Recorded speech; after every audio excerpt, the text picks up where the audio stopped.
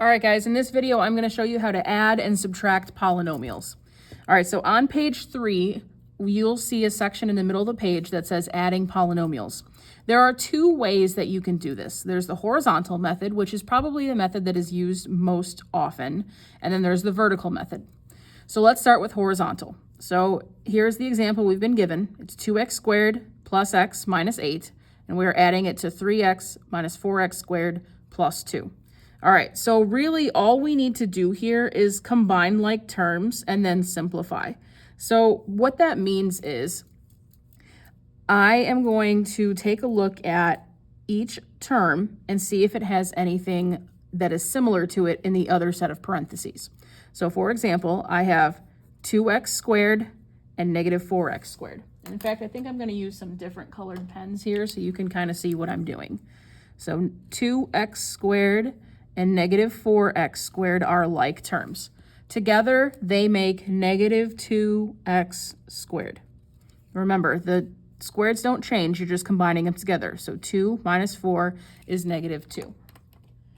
All right, the next term I have here is a positive x, and I'm going to look over here and I see a 3x, which is its like term.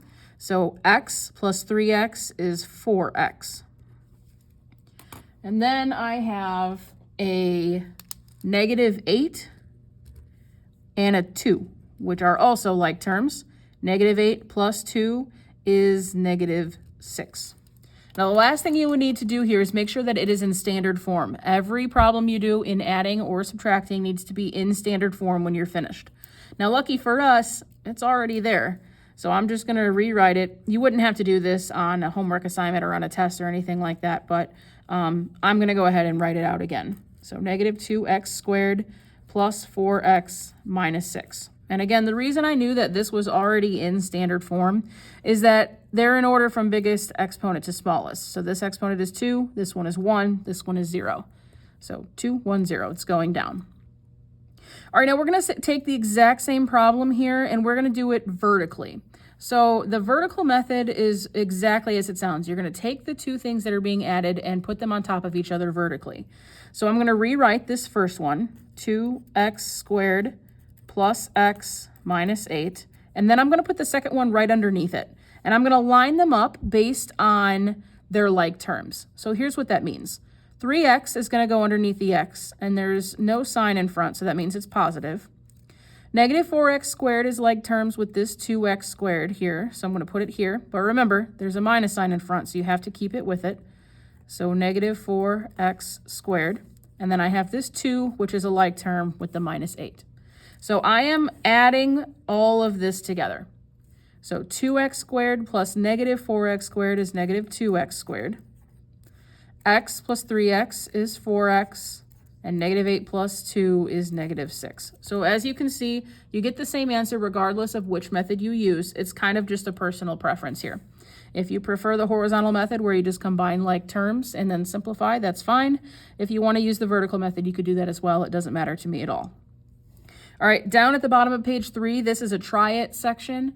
So you'll be working with your partners or your group members to practice those problems, and then you will be able to see the answers on the key that I will post on Canvas, should you wish to look at that. All right, so if you turn to page 4, you'll see up at the top a little section about subtracting polynomials, which is a lot like adding them except for one teeny difference. So before you combine like terms, what you want to do is take this subtraction sign and distribute it to each term in the second set of parentheses. Then we can just combine like terms. So let's do that. The first 3 terms do not change. So it's 3x squared plus 2x minus 6. And then I'm going to distribute the negative to each of these terms.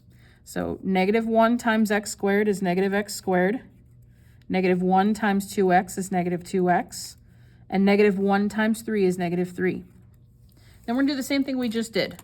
So here we go. 3x squared has a like term with negative x squared, and that's it. So 3 minus 1 is 2x squared.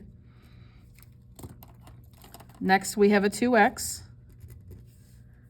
This is also a like term with it. It's a negative 2x, which they cancel each other out. That's 0. So those just go away. You don't have to rewrite that. And then last, I have a negative 6 and a negative 3, which together make negative 9. And once again, you would want to make sure that you write your final answer in standard form. That means biggest exponent to smallest. But once again, it's already done for us. So it's 2x squared minus 9.